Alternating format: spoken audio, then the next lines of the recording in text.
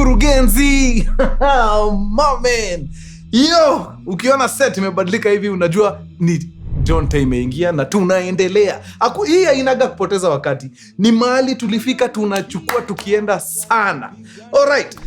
Tulifika wapi jana kwa hii story? Tulifika mahali Mike amefanya mambo yake, wakiwa na kina Dero wameenda wamechukua madawa, nini mapesa, Derek amejilipa na nani? Mike ameenda amepatia wananchi madawa ngori. Sio? Very nice. Mdosi wa Cartel jamaa fulani anaitwa Biggie kimemuumania. Amekujiwa mpaka na boss. Boss akamwambia ni aje mtu yangu, umeshindwa na kazi, itabidi ujipeleke Sayuni. Na hivyo ndio Biggie anaondokea ugali, anaingia Sayuni direct. Okay? Very nice. Now,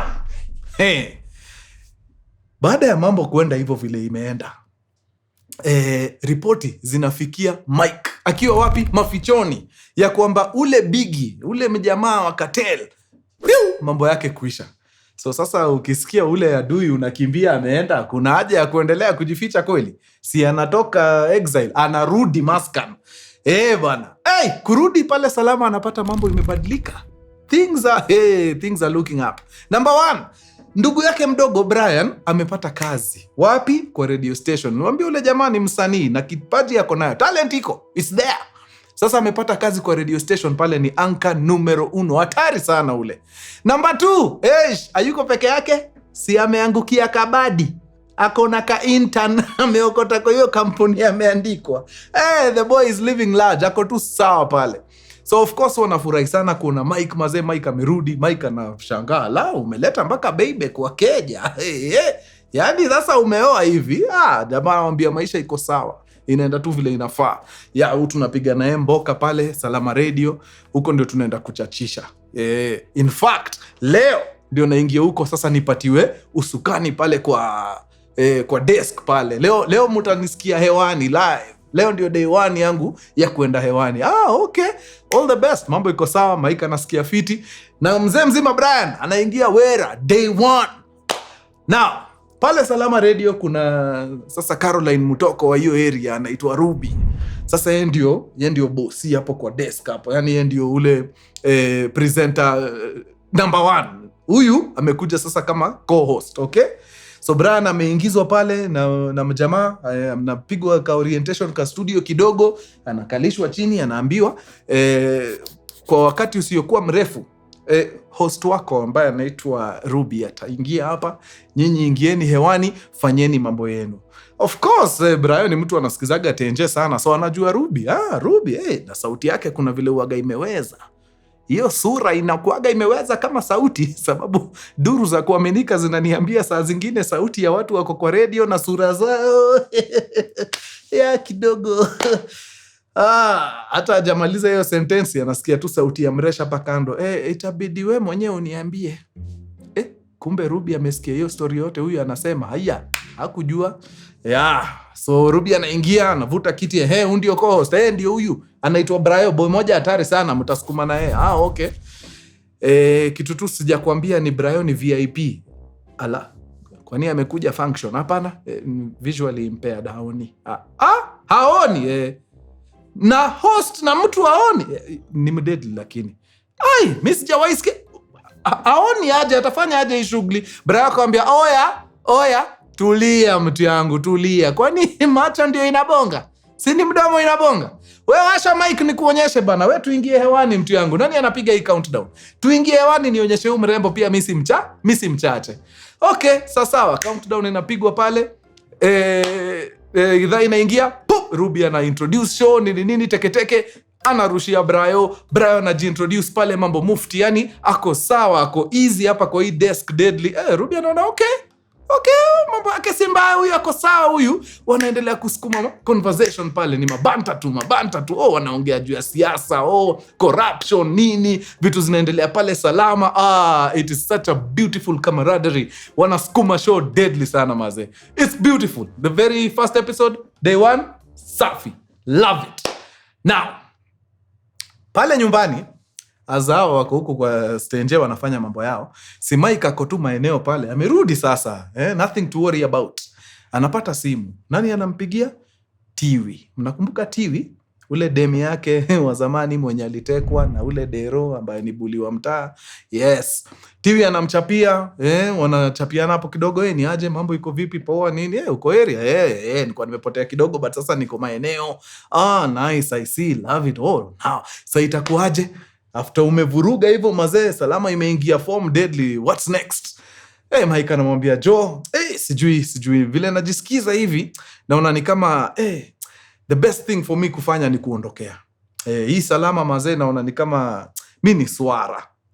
Tiwi anamwambia usiseme hivyo. Hizo vitu zote mbaya zimehappen. Hiyo si fault yako. Si fault yako mama yako aliuliwa. Si fault yako mimi nikakuwa mgonjwa. Si fault yako nilikutoka. It's not your fault. Okay? So usijaribu hata siku moja mazee kujiblame for anything. Hiyo no. Mike akamwambia well it is what it is man. Yeah man, wewe uko salama, niko salama, tunapambana tu na ugonjwa hapa pole. Inshallah I hope mambo itakuwa sawa. Okay? Sawa. Nice. Yeah, it was a beautiful conversation. But wadau wacheni niwaambie kitu history ya Mike ilifanya. History ya Mike mnakumbuka hata Tiwi aliandika ka blog fulani hapo akisema sahi kuna wasee, kuna guardian angel wako hapa nje wanahakikisha Salama iko sawa. Wanaitwa John and the 10 aka Jonte. Ikitu ya Jonteism ilikuwa imeingia watu wa Salama deadly. So sasa kila msee anajisikia ni Jonte kivyake. Pale Salama huwezi kanika unataka kunyanyasa watu sasa. Watu wanaanguka na wewe hapo mbaya sana. Ile Cartel ilikuwa inauzia watu madawa zifai kuuzwa. Unajua hata after bossi ya dedi bado kuna hawa samaki wadogo bado wanaendelea na hiyo shughuli. Walishangaa. Salama watu walikuwa wanaanguka nao mbaya. Ni aje hiyo, tunajua hiyo shughuli unapiga wacha. So Cartel wakaanza kuongeleshwa, wanasalimiwa hapa kwa hapa. Sijui makanjo walikuwa na tabia ya kutembeaga kwa soko kuhanda wa mama. Sijui leta sijui so mbili ya leo. Pesa ya soko. Wakaambiwa hakuna. Ni ya nini hii pesa mnaokota? Ati unajua hii ndio pesa inatengenezaga mabarabara. Wapi barabara hapa? Where? Wewe nionyeshe barabara hapa. Tumekuwa tukikupatia hii ganji miaka 7. Where is the road here?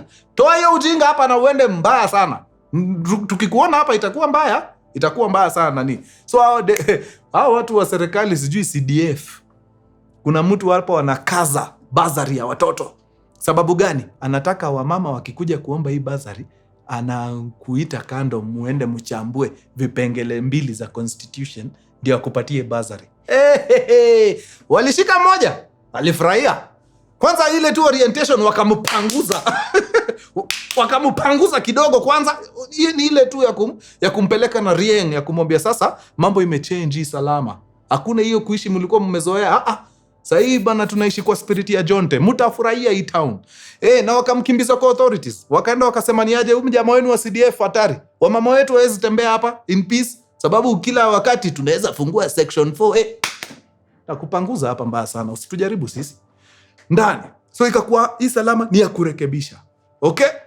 Nice. Mnakumbuka after Biggie aende, si alisukumwa na mjamaa fulani anaitwa Kim. Mana Baldman Beard Gang. Huo ndio sasa amechukua Cartel sai. Yeye ndio ana run town sasa vile Biggie alienda. So manze story inafikia Kim vile. Watu wameamua kama mbaya. Watu sasa hawatii amri. Hao ndio kusema. Hapana. No, mimi kama Cartel head siwezi kubali hiyo. Lazima nijue vile nitarekebisha hao watu. So Kim anafanya nini? Kim ana organize na watu wa Salama water. Maji ende ifinywe. Maji ikifinywa sasa, mnatoa wapi maji? Mnanunua kwa Kim. Okay? Hivyo ndio anarudisha grip yake pale kwa ground. So mazee anaenda na kanjana pale, maji inafinywa pale, then anaanza kuleta lori zao za clean water. Then ndio mkwe at his masses, mtungi mlikuwaga mmezoea kununuaga huko sijui 10 bob. Inaanza kupanda pole. Sasa ni ka 20 bob. Kidogo ndio imeingia ka 40. Kidogo inaingizwa 50. Na unajua hasa ni masamaki wadogo. So ukitoa maji 10 bob uipeleke 50 bob, umefinya hawa watu deadly. But still ile spirit iko ndani yao, wanaamua tutishwi sisi. Hata wafanye nini, in fact kile tunadu, hii maji yao tunaondokea, hatuinunui. Wacha wakae nayo hapo, wajiuzie wakitaka. So majamaa wanaamua hawanunui maji. Kim ni nani? Cartel boss. Anaenda anaambia magoons, cheki, hawa watu wanafikiria ni wajinga, wanakataa kununua maji yangu, ndio waende wanunue maji elsewhere. Makosa. Hii radius yote, mkiona mtu anauza maji finya, mkiona maji inaingia hapa, watu sijui wengine wanataka kukuja kuuzia hawa maji, finya. Tuone watakaa na kiu miaka ngapi. Si wameamua wakunywe maji, wacha wakae hivyo. Ana tighten ile grip deadly. Sasa ni noma. Brayo na badi wake sasa hawaogi. Hakuna maji ya kunywa, ipatikani ya kuoga itatoka wapi? Ni ngori hiyo design. Baka wanaita na meeting hapo na Mike. Joe buda, itakuwaje? Wase wanatufinya sana bana. Sasa tusioge, tunanukiana. Inafanya nakasirikiwa hapa mpaka na mama. Maze wewe unaona vile tunaanza kuzushiana saa hii. Juu sasa anataka luxury ya kuoga na hata maji ya kunywa hakuna. Itabidi tufanye kitu jo. So Brayo anamwambia, Brayo, Mike anaambia Bronjes, sasa Brayo, wewe ndio uko kwa radio station. Si wewe hata ndio uko na power. Si uingie pale kwa stage, upige kelele huko na huyo host wako jo, mseme watu wa Salama wote wafungue maji, waache ujinga. Kwa nini maji hakuna? Hii si ni Cartel wanafanya mambo yao. Ingieni stage, pigeni kelele. Okay, sawa. Brayo anamwambia na mambo. Wacha sisi tuingie tufanye hiyo shughuli, but wewe pia wewe tunakuamini. Wewe unajua mambo yako. Mike wewe ni hatari. Usikubali tu nyanyaswe ukiwa hapa. Na wanaingia stage. Brayo anaenda pale mazee na wanaanza kudiscuss history ya maji jo. Wanafinya kufinya, inject. Kwa nini tunaumia? Why? Mbona? Wanapiga mpaka masimu kwa hizi Collins. Unajua wale wasewa wanapigaga simu kwa mastenje. Hebu tuambieni ngori ya maji imewafikisha wapi nini? Watu wanapiga masimu wanasema mazee village jo, maji tangu iende imekuwa ngori. Kuna msee mmoja hapo mazee, maji inabidi akimbie sijui kilomita mbao ndio aende akule shawa huko, ndio abebe maji kidogo apeleke home. By the time apige hiyo shughuli, avae aende kazi, amechelewa. Mhindi hataki kusikia, amepigwa kalamu, hivyo ndio amepoteza kazi. Mama ameng'ang'ana huko, pesa yake yote imeenda kwa maji, ameleta hapo kwa keja. Mtoto akicheza sijui anagonga mtungi, inaanguka inamwaga maji yote. Mama kwa hasira anatandika mtoto makofi hapo, mtoto anaanguka vibaya, anagonga sijui jiwe Sayuni. So sasa hii kukosa maji inafanya watu wanapoteza livelihoods, inafanya watu wengine wanapoteza maisha. It's too much. Hizi ni vitu zinadiskasiwa kwa radio. Nani anasikia? Mike anasikia akiwa mtaa, anajiambia Jesus Christ, yani ni ngori hii design. So Mike mazee anasikia history yote na deep down anajua yenyewe mazee ana need kufanya kitu man. Unajua ndio tegemeo. Jonte mzima yeye ndio tegemeo hii mtaa. Lakini bado anajua yeye ndio the reason ingori yote imewakumba. Juu ya yeye kudeal na wale watu wa madawa ndio sasa wamegraduate, wamekuja kwa history ya maji. Otherwise angekuwa na hiyo kierehere, watu wangekuwa na hizi shida wako nazo sahi. Unacheki? Very conflicted this guy. Around that time mazee jamaa fulani anakam kumleta, anahok maji hapo, anapita karibu na yeye. So of course Jonte juu wana need maji kwa keja, si of course anamuengage kiasi ni aje, mtungi vipi, how much, 80 bob imepanda tena. Man, vitu hapa zinaenda mbaya jo. Anashinda anauliza jamaa mazee, Cartel si watatumaliza mtu yangu, wewe unaona aje? Jamaa akamwambia haiwezi kwa hivi for long. Bana Jonte watatutoa kwa ingori. Jonah the 10, wewe unawajua, umewasikia? Hatari wale majamaa. Kusikia vile walifanya watu wewe. Cartel walijaribu hao watu walitii. Watu walikatakatwa hapa mbaya. Ilikuwa Cartel members walikuwa wamepunguzwa design ya nyama ya kuweka kwa sambusa mtu yangu. Ilikuwa mbaya. Ilikuwa hatari huko. Nakwambia ilikuwa ngori. Mdosi wao Cartel head aliona vile maraia wamekatakatwa hapo hivyo, akaona hata ngoja. Ilibidi hata yeye amejimanyuria. Alijituma. Ilikuwa ni noma mtu yangu. Hatari. So usiwe na wasiwasi. Uspanic. Akina Jonte watatutoa kwa ingori. So after maze transaction ya maji imehappen na mtu wa maji ameenda jo, Mike akajita meeting, akacheki vile yani huyu boy amempiga ka motivation. Akajiambia, I must do something. Lazima nifanye kitu. Haya. Ule Tiwi, rafiki ya Dero, Demi ya Dero siku hizi, si alinyang'anya Mike. Sasa siku hizi ni Demi ya Derek. Tiwi mazee health yake kidogo kidogo, si unajua inamtatiza. So lazima afanye nini? Lazima atafute hii pesa ya hii mambo ya transplant haraka. But hakuna noma, sababu akina Derek walipiga mradi safi sana na Mike before Mike aende exile. So si Derek akona ganji deadly. So anaambia Derek, ni aje mtu yangu, yes, unaona ka health vile kana nikimbiza na unaona mimi ni demi yako. Fanyaje? Unaweza nichunia kitu kidogo mazee, tuanze kusoti mambo ya transplant, sababu hii kitu ya kidney jo nikiendelea hivi mtakimbiza mwili na si fiti. Derek akamwambia, ya hiyo story yako naisikia fiti sana. Ngori ni moja tu. Ganji naye ndio sina. Ganji hauna aje? Si mumepiga mradi tu na huyu jamaa mkatoka na ganji safi sana. Hiyo ganji imeenda wapi? Ganji naye nikikwambia iko ndakuwa nimekudanganya. Hakuna, wewe jua tu hakuna. Na sijui mbona unaniuliza maswali mtu yangu. Mimi nani alikwambia sisi ni partners kwa ibizi? Kuna partners hapa? Ni mimi na employees. Hapa niko na employees, sina partner. Anashindwa. Wait. So mimi kwa hii question mimi ni mtu wako wa mkono? Well, wewe jijazia vile utajazia, but wewe jua hakuna ganji. Take it or leave it. Hiyo kitu inakwaza TV. Anajiuliza, I swear gangster gasia nilikuwa nafikiria tuko in this together, kumbe anaweza niangalia tu hivi nikiumia na nilidhani ndio mtu wangu. Kidogo Mike anatokea. Mike ndio huyo ameingia. Amejikaribisha pale, anagotea waseni aje nini. Wadau, mkiniona sema najua tu mradi ndio nimeleta. Okay, mradi ni gani? So Mike anaambia Derek hapa, cheki. Ama Cartel wanatuhangaisha huko mtaa mbaya sana.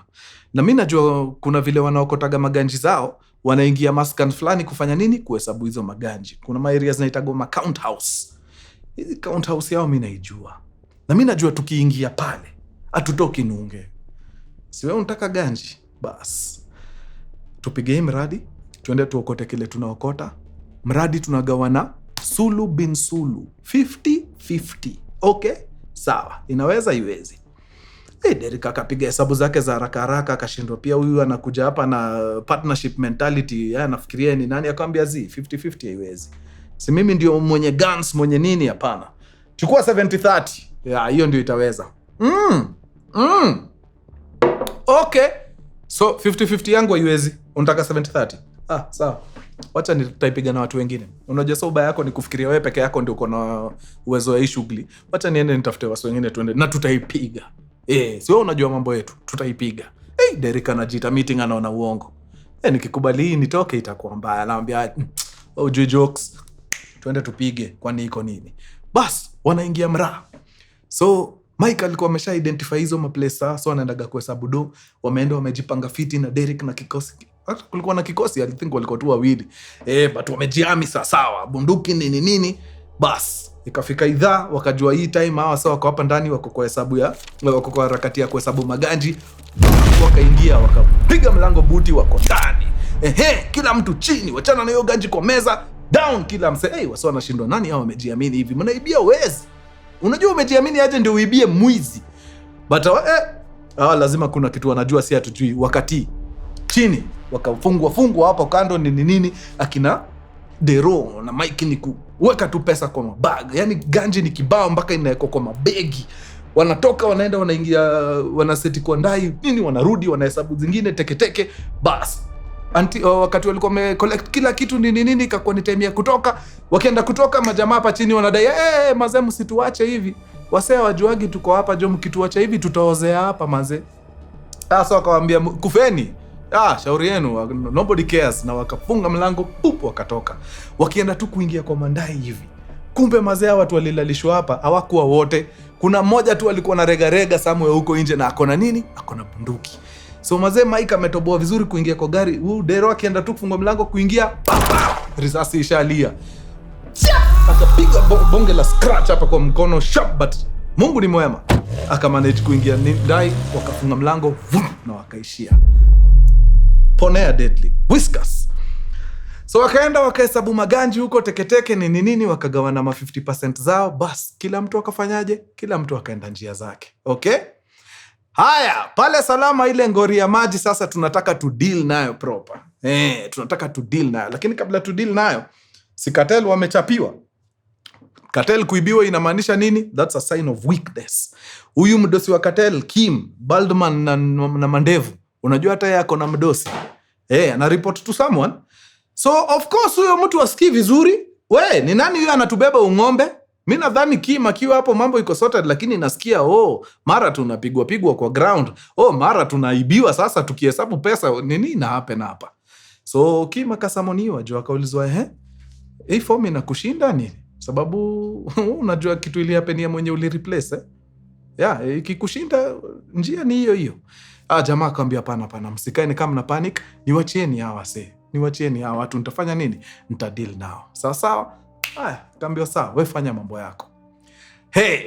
Mike ile ganji alienda mazee akachimba mabohole. Sasa Salama ingori ya maji nini tuna deal nayo permanently. Bohole imechimbwa pale nini wase wanasikia fiti mazee ni sasa sanity inakuwa restored bana kwa hii area.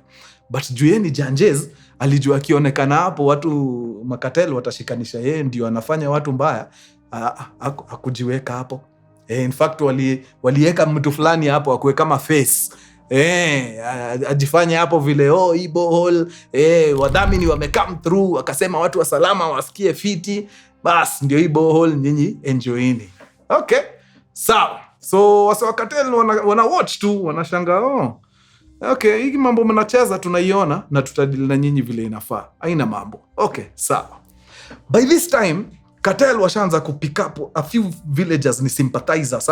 Ni wase wanajuana na either wako ndani ya hii movement ya Jonte ama there's just something about them, so wakaanza kuwaokota one by one. Ukikatue ni mse una sympathize nao wase, ukikawe ni mse unasumbua Cartel sana nini, wanakuokota. So pale kujitoa ni useme huyu Jonte ni nani na tunampata wapi. Of course Jonte ni nani sasa? Hakuna mse anajua. So hawajui hawa se, ni marisasi tu wanakula. Cartel hawacheki na watu, wanawapiga maridhe mbaya sana. Pa. So in fact kuna time wameshika watatu moja hapo akienda kuonyesha ujeuri akisema mimi sijui fanyeni kile mnadai. Kula risasi, wawili wakabaki. Haya, kwa nyinyi wawili mniambie Jonte ni nani ama nyinyi wote muende. Moja akasema wacha mimi nikutafutie huyu Jonte. Huyu akaponea. Huyu mwenye hakujibu risasi chini. Wewe nimekupatia siku chache, enda nitafutie huyo mse, nataka huyo mjamaa hapa. Quick fast, okay? Sawa. Jamaa ameachiliwa, ameenda. Ataleta Jonte. Mlimleta na yeye. Hakuna mtu anajua kina Jonte ni kina nani. So yeye anatoa Jonte wapi? So of course hata huyo anaingia mitini. Inakwaza mazee Kim. Cartel boss anasikia ni kama anaweza chinja mtu.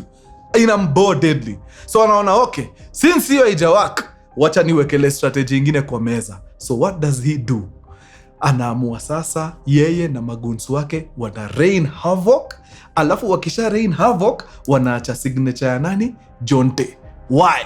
Ndio watu wa Salama wakiamka wapate ile mambo imefanyika pale, watu wamededi, sijui nini, alafu iko na signature ya Jonte hapo, wafikirie Jonte ndio ameenda rogue, akina Jonte ndio wanamaliza watu wa Salama. Unaona, kuharibu PR, kuchafua CV. So that is exactly what he does. Wanavuruga hiyo Salama mbaya, watu wanauliwa huko nini, then kwa crime scene wanaacha wamepiga ile Jonte was here. Ndio mkiamka mjue watu mnawatetea ni wanyama, ni watu wabaya. Lakini watu wa Salama ni kina nani? Si wajinga. Watu washajua hizi strategy tumeziona, tunajua. Hizi masmia campaign zenu mnafikiria tunaanza kuona na nyinyi? Hakuna. Tunajua ni nini inaendelea. Of course kukosagi wale wa Kenya tu kidogo. Of course kukosagi wale wananchi tu kidogo ya reasoning inakuaga chini. Unajua huaga tunafanyishwa gimmicks hapa nje alafu tunaanza kuamini nani ukweli by the way Jonte wanaweza kuwa wanatumaliza. Watu kumbe si wazuri. But kuna watu wako hapo wako rada wanaambia msiingizwe box. We pumbavu nini? Unataka kuingia box uone hapo ni kuchezewa unachezewa. Hakuna mazee Jonte wanaua watu hapa. Hii ni kazi ya Cartel. Cartel wanafanya hivi ndio tuchoke, pia sisi tufanye nini? Tugeuzie kina Jonte. Hakuna. Msitishwe. Hakuna kitu kama hiyo. So of course hata hiyo it does not work. So sasa uko nje watu wameanza kukua na wasiwasi fulani juu vile Cartel wanavuruga watu hapa ni hatari. It's getting dangerous now. Haya. Wakati huo good news inakam kutoka kwa nani? Daktari wa Tiwi. Amekuwa akitembea naye sana kwa hii jani yake ya ngori zake za kidney, but sasa kuna good news. Anamvutia, anamwambia cheki mtu yangu, hii utapenda. Tumekuwa tukikutafutiaga match mwenye atakupatia kidney, atakudonetia. Guess what? Tumepata. Sasa ile ganji anza kuleta sasa. Ile ganji anza kuleta, sisi tufanye mambo yetu, hii transplant ifanikishwe, bas wewe ukuwa umezaliwa upya, uendelee na maisha bila struggle. Sasa kama kuna mtu ana stress ni Tiwi. Sababu gani? Alikuwa ameambiwa ganji hakuna, but sasa yuko sure ganji iko.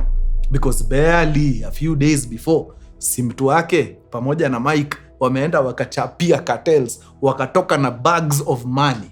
So mjama wake ako na ganji. So akaenda kwa mjama wake Dero, akamwambia babe, hey, sasa manze mambo yetu inaenda kunyooka mbaya. Daktari amenicall. Ameniambia nini? Kidney imepatikana. Kuna dona mazee fiti, yani it's a perfect match. Sasa ni sisi tu tufanye kweli, kidney come through, bas, alafu tusahau story. Mike akamwangalia akamwambia, wa. Siku kuambia hiyo ganji nimenunua BMW X6. Makosa ni yangu. As we speak, sina hata kitu. Nimewekelea pesa yote kwa BMW X6, inakuja, iko kwa meli. Na unajua kwa meli inachukuaga 1 month ndio ifike hapa. Hata sasa nikitaka niiuze ndio at least hii pesa tu haiwezi, because iko kwa container ikikuja. Sasa hapo sijui itakuwaje mtu yangu. I'm sorry. I'm really sorry. Huyo dema akajam, akashindwa manze. Kwani mimi ni nani kwa hii relation? Mbona unifanye kitu kama hii? Derek akamwambia, in fact, thank you for bringing that up. Unajua wewe nimekaa chini nikakupima nikaona the only reason uko na mimi wewe Tiwi ni sababu ya ugonjwa yako. Na the moment unapona hivi, wewe unanitoka 6 in the morning. Usifikirie sijui. I know. So badala ya kungojea hiyo time yote, uende sijui nini, upone ndio ukuje unitoke. Si uende tu saa hii. Kwa nini tunapoteza wakati? Why are we wasting time? Enda tu saa hii, tufunge hii kazi mara moja. Yani Tiwi alikuwa anaangalia jamaa in disbelief. Haamini, ndio mtu.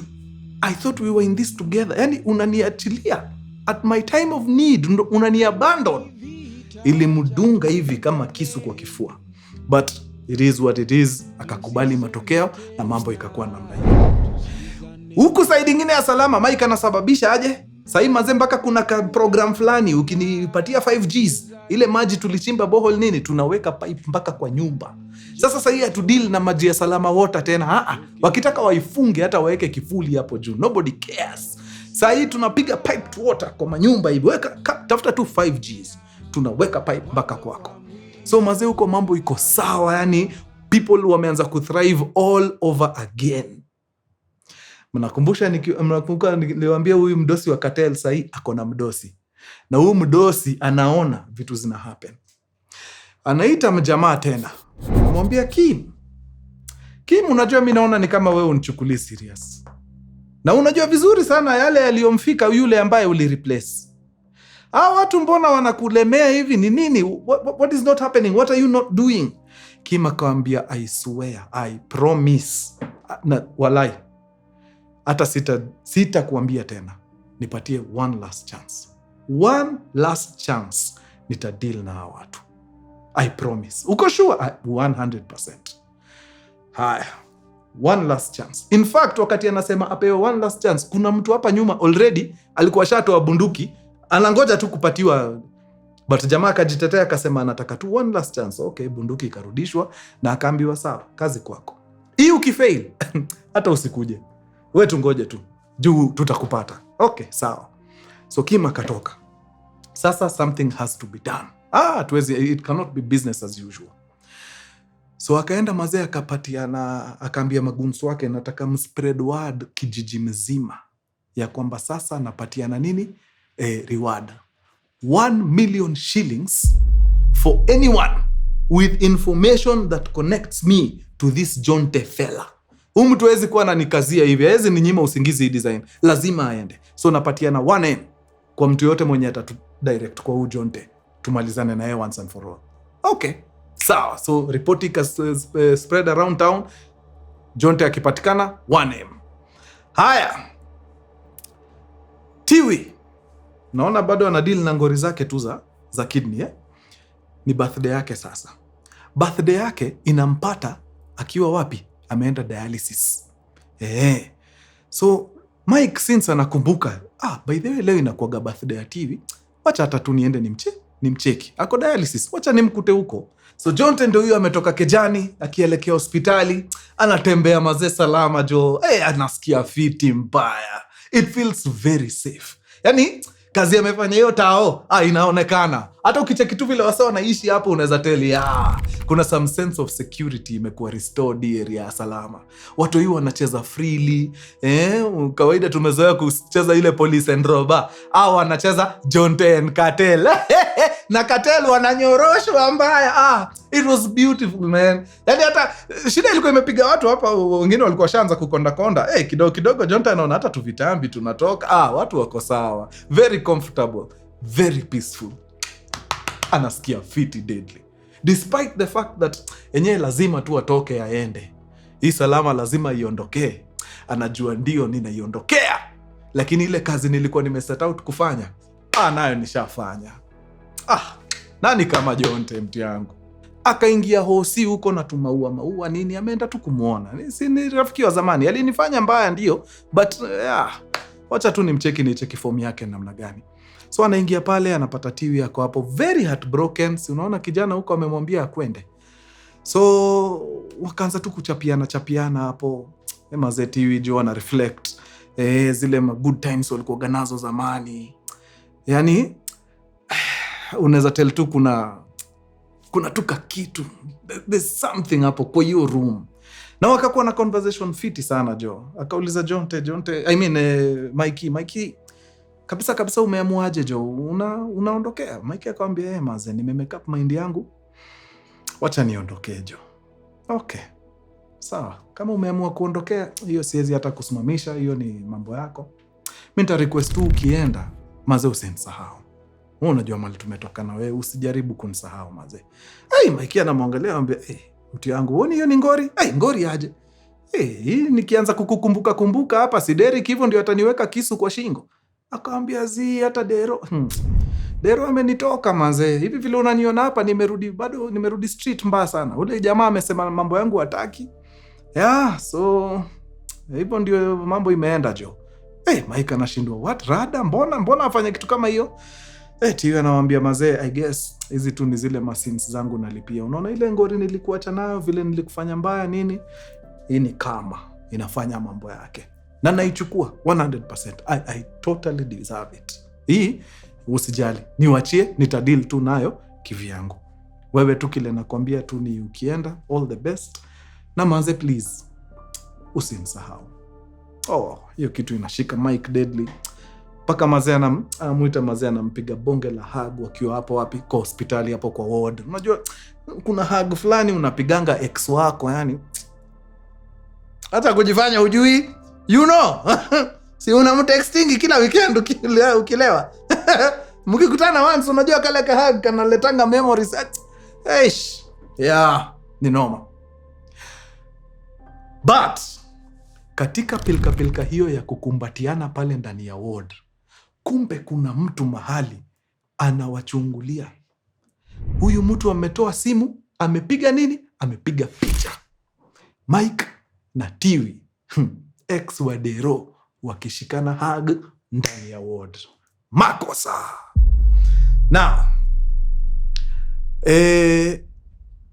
news imespread huko nje ya kwamba saa hii tunapeana 1 million for anyone mwenye akona information yote kuhusu Jonte. That's number 1. Number 2, picha imepigwa hapa ndani ya ward ambayo inaonyesha Mike na Tiwi wakiembraceana design funny ndani ya ward. This photograph makes its way to who? To Derek, ule gangster. By the way, inapata Derek akiwa na dem mwingine, but that's not the point. The fact that hiyo picha inafika, Derek anaiangalia, anaona dem yake na Mike. Kitu tu alikuwa amesema wakati alikuwa anafukuza huyu dem. Sijui ilifanya huyu jamaa akashika hasira moja hatari sana. Alirusha hiyo simu yake akaigonganisha huko kwa ukuta in rage. Okay, wanaume sielewi hii design, unawacha mtu lakini bado unakaa ukimwona na mtu mwingine. Hapo form ni gani? I don't get it. Yeah. Juu nimeisikia sana huku nje.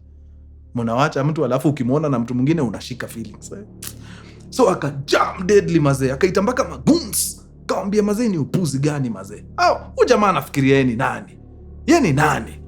Hivi ndio iko. Nataka muniletea hawa watu wawili. Masikia? Na kwa kila mmoja wao nawapatia 100k. Ukiniletea Mike 100k, ukiniletea Tiwi 100k. Nataka ni deal nao vizuri. Goons wakamwambia master, sasa wacha sisi ndio tukuchanue. Wewe unasema utatoa 100? Sasa acha nikwambie. Kim, ule mdosi wa Cartel, amesema tukipatiana Jonte tunapewa 1 million shillings. You and I both know ya kwamba Jonte is none other than kijana Mike. Ukweli uongo? Ukweli. Bas. Sasa between hii 100 yako na ile milioni ya Kim, hata kama ni wewe unaona aje? Dero kama okay, I like it. Kwa hivyo tukipatiana huyu jamaa milioni nimeingiza kwa mfuko, milioni ni yako hiyo. Very nice. Kazi kwangu iende sana. So Derek akaamua teke ngori kwenda wapi? Kwenda kwa Kim, kwenda kuripoti. Bas, wakati ndo sasa. Now, wakati Mike akona Tiwi pale ndani, ripoti ikaanza kufika. Ni aje Mike? Poa, mambo iko fiti. Kwa nini? Kim amepatiana reward ya 1 million, ushikwe upelekwe kwake. So saa hii hakuna mtu tuna trust. Huwezi jua ni nani atakuwa swayed na hii 1 million. Saa hii mtu anyone anaweza kuwa ni. So mahali huko toka ni safer ukiwa huku na sisi. Mahali kuna mbogi. Huku kwa mbogi huku ni hadu shikwe, lakini ukiwa peke yako huko ni hatari. So mahali huko toka. Around the same time, Tiwi anapata simu kutoka kwa Derek. Derek anamwambia mtu yangu, si nilikuambia wewe hivi ulikuwa tu hapa unitoke wewe. I saw you, niliona. Na sasa najua uko na huo gaidi hapo kwa hiyo hospitali. Ningekuwa wewe, ningehepa. Yeah. Sababu ile mambo inaenda kuwatendekea nyinyi, mtapenda. So unaona hizi simu mbili zimeingia at the same time. Huyu anaoniwa na brother yake Brian, toka hapo ni ngori. Huyu ex wake anamwambia mtu yangu utafurahia, ni hatari. So hapa inakuwa kuna budi ila Mike kufanya nini? Kujiondoa kwa hiyo hospitali. Lakini kabla atoke, yani for all time's sake, unajua sahii umekaa na mtu kwa hii ward, mume exchange hapa maneno kidogo, ni kama feelings zimeanza kurudi. Na mnakumbuka initially si ati Mike alitema huyu mrembo, alisema wacha nimkulie tizi huyu, nataka niende nimfanyie kazi huyu, nitamtoa kwa huyo gangster. So unaona opportune moment ndio hii kabisa. So kabla jamaa atoke, kwanza akamshika ile, unajua kuna ile kiss unapatiaga mtu manze umemiss for so long. Alimutengeneza bonge la kiss hapo karibu amtoe figo. Yani ni ngori. You could tell hapa watu ilikuwa noma hiyo design. Mara hiyo Mike nje ameenda mpaka wapi? Salama Square. Huko ndio mbogi inakutana. Kwa nini mbogi inakutana Salama Square? Sababu Cartel haijafurahi mambo vile imekuwa ikiendeshwa huku kwa hii town. Na lazima Kim aweke stamp, akumbushe watu bado yeye ndio kusema kama mdosi wa Cartel. So Kim amefanya nini? Amechukua goons, ameenda amewaambia ingieni hiyo Salama hiyo tao, vurugeni hao wana biashara kabisa, wavuruge kabisa waende. So goons wako huko wanafanya mambo yao.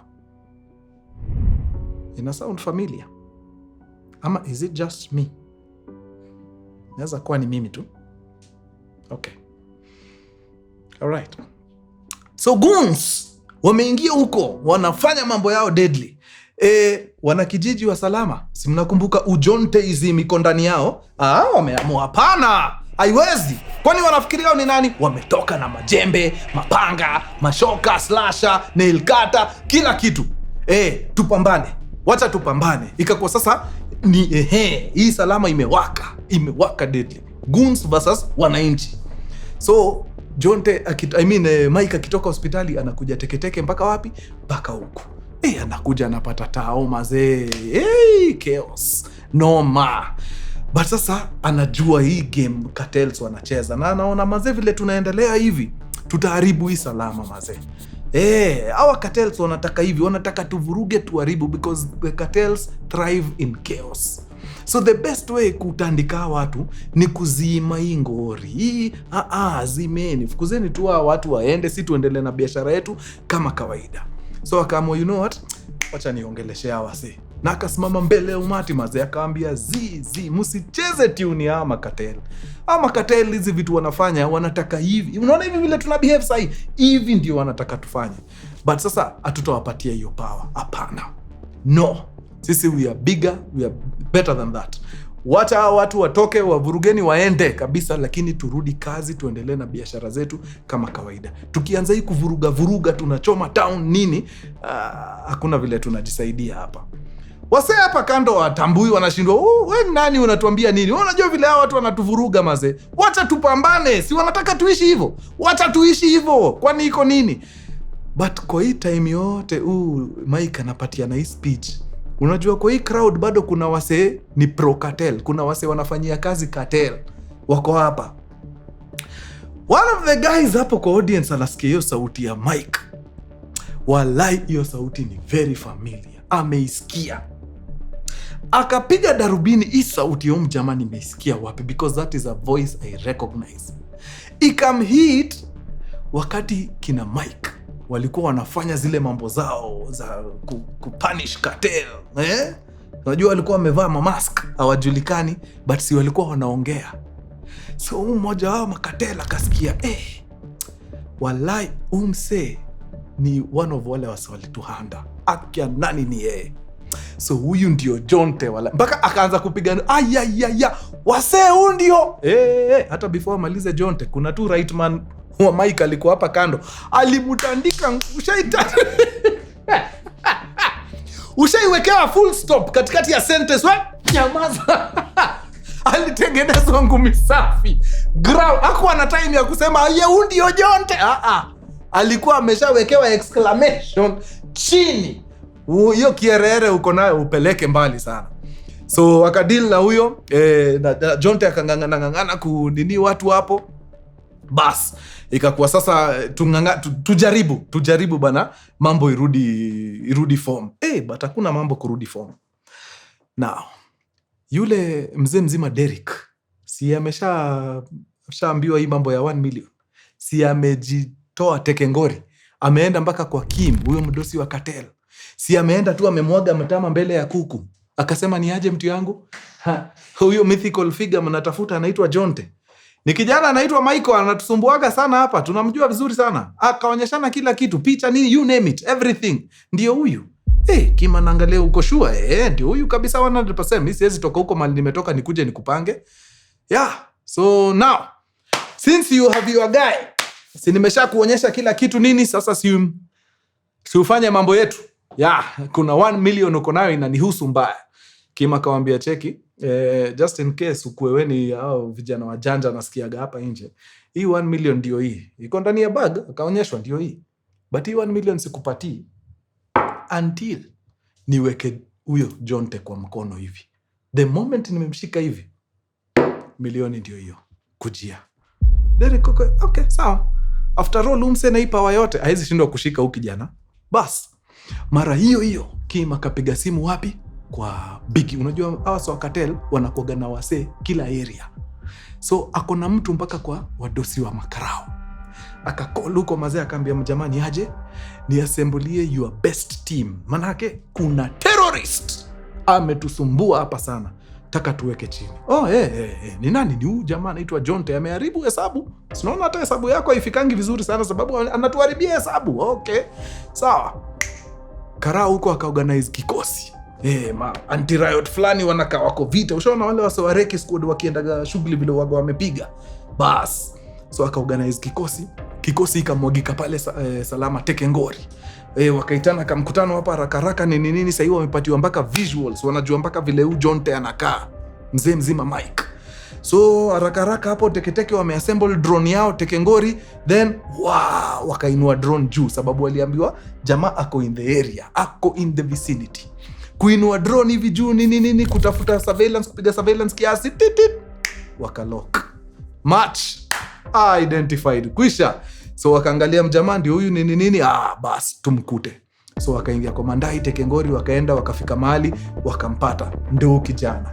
Aya, mzee mzima Jonte, wewe ndio tumekujia. Jonte akaona uongo mbaya. Hapana.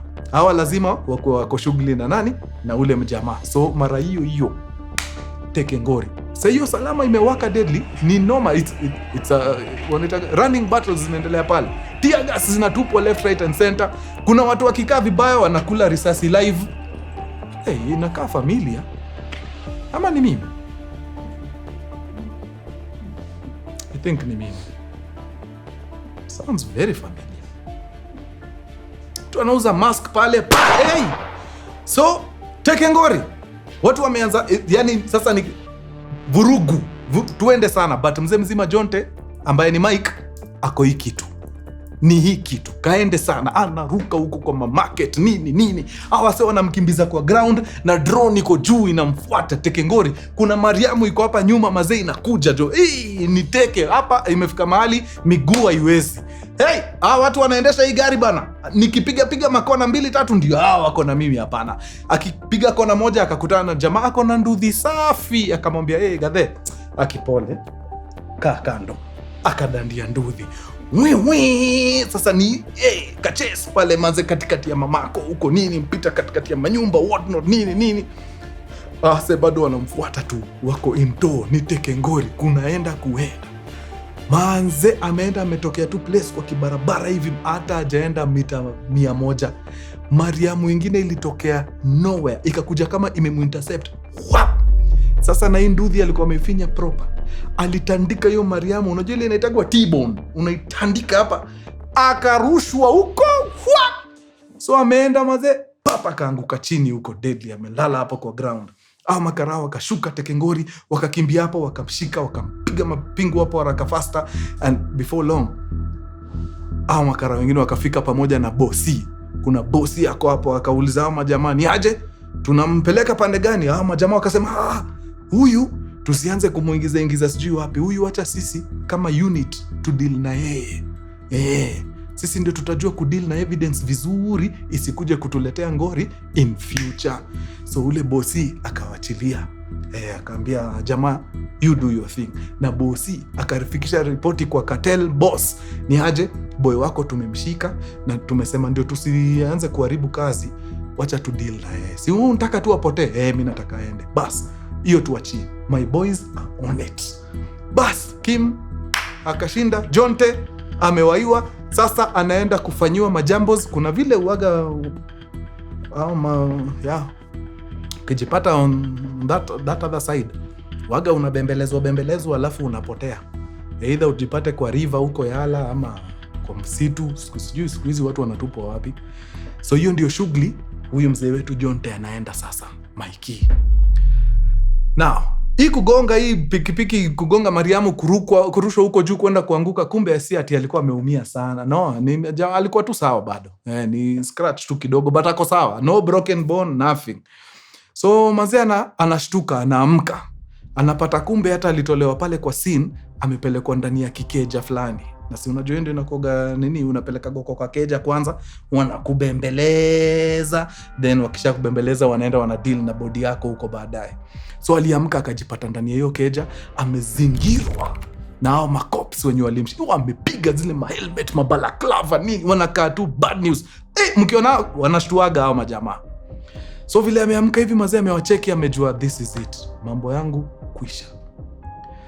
Hao majamaa mazee wanamwangalia kwa face, wanamwambia ni aje Mikey? Tunakujua mzee. Hii Salama yenye unaiprotect kwa nguvu hivi, hii ndio Salama si pia tumegrowia. So vile tulisikia mazee wewe ndio Jonte na wase wanataka kukufanya mbaya, ilibidi jo tumeintercept. Sisi ndio tukubambe. Juu ungeenda kwa mikono ya wakara wengine, haungekuwa hapa. Bro, this is your lucky day. We see what you're doing for the community. We love it. Sababu hii community ndio imetulea mpaka sisi. So, tunakupatia opportunity. We toka lost. Si tutarudisha tu ripoti tuseme tulideal na wewe na mambo yako imeisha. Hiyo iko sawa? Of course hiyo iko sawa. Juu kwa agenda za Mike kupotea ilikuwa pale top. Si hata TV akimuuliza once twice, hiyo ndio ilikuwa response, nataka kutoka hii area. Bas. So sasa amepatiwa visa safi ya kuishia kabisa. So makarao maze wakamwachilia, wakapiga gwanda zao safi na wakatoka wakaishia. Mzee mzima. Sababu anajuana na makona za ule Derek. Unajua ule Derek ule gangster Charlie ya TV. Anajuana maeria nini, akajua mali anaweza toa chuma. Akaenda akapata chuma yake safi. But kabla disappear, alikuwa na unfinished business kidogo tu. Kidogo tu. Number 1. Ilikuwa ni kwa mjamaa anaitwa Kim, Cartel boss. Amekaa kwa nyumba yake ya kifahari, ako pale anapiga chai yake, ana pressure. Kidogo anasikia tu nyuma yake kiting kiting, unajua vile gani inaliaga ikikokiwa. Anatana anapata mzee mzima Mikey aka Jonte ako ndani. Kim anamuuliza, we na kuoga na security hatari sana jo, umepita aje, umeingia aje hapa? Kamwambia, buda, unasahau mimi ni nani jo? Mimi ni Jonte. Umetubeba ufala for far too long mazee. I think imefika time yako ya kuingia Zayuni. Wachana na wananchi waendelee na maisha yao, au sio? Kaka. Adios muchachos. Peace. Jamaa akajiondoa. Taking ngori yani like a boss. Kim kuisha. Cartel mzima huyo ameenda. Jamaa ametoka taking ngori, hiyo ilikuwa first order of business. Sasa tunaenda kwa second order of business. Mnangoja niwaambie alienda wapi? Of course alienda kwa Derek. Kwani angeenda wapi place nyingine? Yeah, akaingia pale kwa Derek. Papa, mlango kwanza inapigwa buti huko. Sijui soja au magunu wake wako hapa, moja amepigwa. Kwanza ile unajua hii chops ya hapa unakaaga chini wiki 3. Yeah. Unapumua hapo 3 weeks. Akaingia pale mazee akapata Derek. Derek anashindwa. Ngoja, rada. Utajua leo mtu yangu. Yaani wewe ndio ulienda kunipeana kwa Cartel boss. Unajua ule jamaa kile angenifanyia. So ulikuwa ready ni dedi. Very nice. Napenda. Unakumbuka the last time tulikutana vizuri mimi na wewe? Tukaweka bunduki chini. Ulikuwa umenishikia bunduki, unakumbuka? Ukaweka chini, tukakunjiana ngumi, ukanitandika kama burukenge. I want a rematch. So hii bunduki yangu naiweka chini. Kunja sleeves nani? Wacha katambe. Derek akaona. Kumbe ilikuwa nimeshtuka hapa, kumbe kwani ni kesho. Hata alikuwa na vest. Kaende sana. Haya. Let's roll. We. Iko. Hizi zinapigwa shui anakata. Derek anashindwa, wait a minute. Hizo ni mangumi zangu una block hivyo. Okay, kaende sana. Ni mataichi. Papa. Ni wanarushana huko juu kidogo. Mtu ameslamiwa kwa meza. Ameamka tena. Kanatamba. Ni ngumi kahasho. Ngumi kahasho. Yaani ni vita safi. Yaani ni kama dance. Hawa watu wawili ni kama walitrain the same school. Vita safi. Wanaingia mpaka zile makapuera za Brazil. Unajua zile makapuera. Kanatamba hapo deadly. But after some time maze kijana yani ameingia zone deadly. Mike akaanza sasa kutend. Yani unatandikwa vizuri, unashikwa zile togo pressure points. Unaanza kuzima polepole. Unajua vile computer inazimaga polepole. Yani pressure points zinaguzwa tu. Kidogo spleen imechunwa. Unazima kidogo. Unaamka unapata ngumi 3 ndio hizo zimefika nini. Yani ukijana ana shine na mjamaa. Unajua mtu anakushainia, ukiona sasa anaanza kukupiga na kuangalia. Ukiona msana kupiga zile za akuangalia. Yani wewe mambo yako imeisha. You are done for.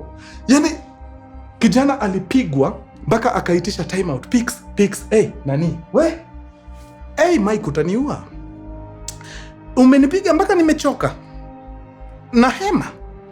Utaniua. Cheki. Nimetii. Nimeelewa, nilifanya makosa na ndio hata nirudishe mkono. Umenipiga nani? Ndio nirudishe mkono.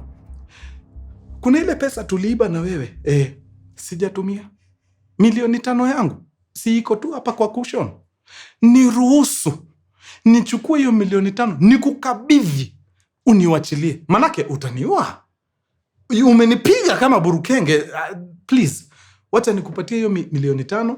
You be on your way. Mike akamwambia sawa, wewe fanya mambo yako. Jamaa akaingia pale nyuma ya cushion kutoa 5,000,000, akatoa chuma. Akapoint mjamaa na kitu sikujua ni Mike, kumbe alikuwa kwa ile movie ya Matrix. Sijui aliruka design gani, risasi ikapita hivi. Aliruka akatandika mjamaa. Ushaichapwa hapa. Hii inatoanga jo. Umefunga mdomo lakini inaning'inia. Jo yako kidogo haina. Alitandikwa. Ngumi chini na akanyang'anywa hiyo bunduki, ikakokiwa, akapointiwa. Done. Kwisha kazi. Mike akaingia huko ndani, akatafuta hiyo pesa, akaipata. 5 million pesa taslim. Na akatembea nje ya nyumba like the boss that he is. Second order of business done. Third order of business. Mike ameingia wapi? Mtaa. Anapata ndugu yake Brayo. Amelia, macho imefura, sababu si Mike alichukuliwa na askari, ameenda kuuliwa. Tiwi yako hapa kando, amelia, macho zimefura, karibu zitoke. Wanajua wamepoteza jamaa. Then kidogo wanasikia marashi yake tu fulani ikiingia, ikikaribia, then mlango inafunguliwa, ndio huyu. Furaha ilioje. Wamehug mtu, una squeeze mtu mpaka karibu mtoe matumbo. Sababu ya furaha. Nice deadly. Mazee, we thought ulikuwa umededi mazee. Huyu umejitoa aje kwa hiyo ngori nini? Mike akawashwa mazee, mnasahau kitu very crucial jo. Mimi ni Jonte. Kuna watu wanaishi fiti. So akaambia watu wake mazee, imekuwa ni siku moja hatari, lakini all is well that ends well. Au sio? Brayo, kazi safi. Usiwahi choka na hiyo mambo unafanya kwa hiyo radio. Unasaidia wasee deadly. Do not, never ever stop. Okay? Very nice. Sweetie, ugonjwa itakuangusha nikikuangalia. Yeah. Nimetoka kwa jamaa wako Derek. Hata hatujasumbuana. Hata conversation ya nusu saa. Akaniambia hata hana use na pesa yake. Nikamuuliza uko sure? Akaambia sijisikii na iganji. Kanipatia 5 million. Nikashindwa, kwani Derek ameokoka usiku? As we speak, ndio 5 million. Ndio hiyo mtu yangu. Ingia, saidika, pata transplant yako. Get well soon mtu yangu. Sasa bas. Mazee Tiwi alikuwa anaangalia tu Mike in disbelief. Haamini. Machozi mazee inaanguka tu kwa face yani. Ushaibetray mtu mazee alafu anakupay back na upendo. Hakuna kitu huaga mazee inaguza roho hiyo design. Paka akauliza Mike mazee, Mike, after all I did to you, mbona mazee ukufe na mimi hii design? Na Mike akamkumbusha mazee, akamwambia hiyo time wakati tu uliingia kwa ingori hivi, nilikupromise, nilisema mazee liwe liwalo, ingori yako lazima nitaisolve, lazima. Na saa zingine wakati mazee tuko kwa situation, we are so quick to judge. Sisi ukuwaga hatari sana kujudge until uingie kwa hiyo situation. Probably hata mimi ningekuwa kwa ingori yako, like mimi ningekuwa wewe ukwe mimi, maybe ningefanya tu the same thing ulifanya mazee. So usipanic mtu yangu. Me am a man of my word. Nikisema natenda. Tiwi alikuwa nasikiani ni kama noma. Ilikuwa noma deadly. So akauliza mtu yake mazee, so itakuwaje sasa? Now that kila kitu unaona ni kama tumesha solviwa hapa, what's the next steps for you? Mike akamwambia mazee, mtu yangu mimi Salama John, naona ni kama initambui sana. Well, ile kazi nilikuset out kufanya hapa nishaifanya, so sioni business ingine inaniweka hapa. Mutaniruhusu mimi niachane na hii Salama, nirudi mashinani kwetu, niende nifungue kisiagi yangu safi. Ni kitu nimekuaga nikitaka sana kufanya. Na mimi nisiagie tu watu mahindi huko bila pressure, bila kushinda nikiangalia over the shoulder. Sitaki hiyo pressure. Mimi nimefika mwisho jo. Mutaniruhusu. Kimbia, pata matibabu yako. Ni India unaingia, ingia India sawa. Wacha mimi niingie pale, niendelee na mambo ya kisiagi. TV akamwambia uongo mbaya. Sikuachi mtu yangu. Kama unafikiria ndapata ndege mimi niende India bila wewe, fikiria tena. Think again. Hakuna vile unaweza kufa na mimi hii design yote alafu nikuache dakika ya mwisho. Hapana. Hii safari tunaitembea na wewe Mike. Whether you like it or not, we are joined at the hip. Tunaenda India na wewe. Yani Mike jaipigwa mazee affirmation hiyo design. Yani mpaka akajiita meeting akajiuliza, watu wataniona aje hapa nje? Yani mimi ni simple design, naingizwa box haraka hivi na mtu ambaye alinifanyia kile alinifanyia. Lakini kama Mungu wetu anasameheana mara mingi, si anasema he is a God of many chances. Who are we mere mortals? Mbona tusisameheane? So Mike akamwambia, you know what? Kama umeamua hiyo ndio design, nayo kaende sana. Kwani iko nini? TV akadai, in fact, hakuna mtu tunawacha, hata Ubrayo tunachangamka na yeye. Mike akasema iko sawa. Kama unaona tutakuwa sawa tukiwa sisi wote, why not? Let's go. Let's, one big happy family, tuende India tufanye mambo yako. Brayo akamwambia, okay, hii ndoto yenu ilikuwa inaenda vizuri, mumeharibu hapo kwa kuni-invite. Hapo? Hiyo hapana. No, not me. Hizo romance zenu endeni nazo India vizuri. Endeni kwa fundi mshonewe sari nyinyi wote, mpande ndege muende. Mimi siwafuati. Sababu mtakuwa mnaenda huko kushikana wewe mnamumunyana, mimi niko hapo dry spell na not me. Not me wena, not me. Nyinyi endeni, niwachie ni keja. Niko sure mumeona vile nina utilize proper up to this point. Have you seen? Hata kama sioni, wataniona. God damn. All the best mukienda India my guys. Mambo iko tu sawa. In the meantime, I have business to do. Which business you may wonder? Lazima nisafishe rada mtu yangu. Hatutaki watu wanakufuata tena Mikey. Lazima wajue Jonte alienda na akaenda kabisa. Sasa hapo, that is where I come in. And just like that, mambo ikaisha sawa. Mikey na mrembo wake TV, they ride into the sunset. Na wanaenda kuanza maisha wherever their journey takes them. Mara hiyo mzee mzima Brayo anaingia studio. Anaingia pale, mazee anaweka mic pale mbele. Sasa agenda yake ni moja, kuhakikisha kila mtu anasikiza hii stage yake, hiyo radio yake, anajua mazee Jonte mambo yake kuisha. Kwanza anararua nduru moja hapo ya kimataifa, nduru hatari. Manze yani analia vile amini savior wa kijiji ameenda. Jonte is no more, gone. Woi, itakuwaje bana? Jonte ndio reason hata nilikuwa naweza katiana usiku, sababu nilikuwa na feel safe. Ayuko, itakuwaje bana?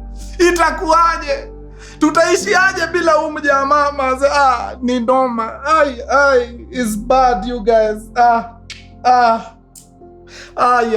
Maze jamaa analia hapo kwa stage. Anasema maze vile watahata maze Jonte na nini na hiyo kazi yote yenye amefanyia kijiji.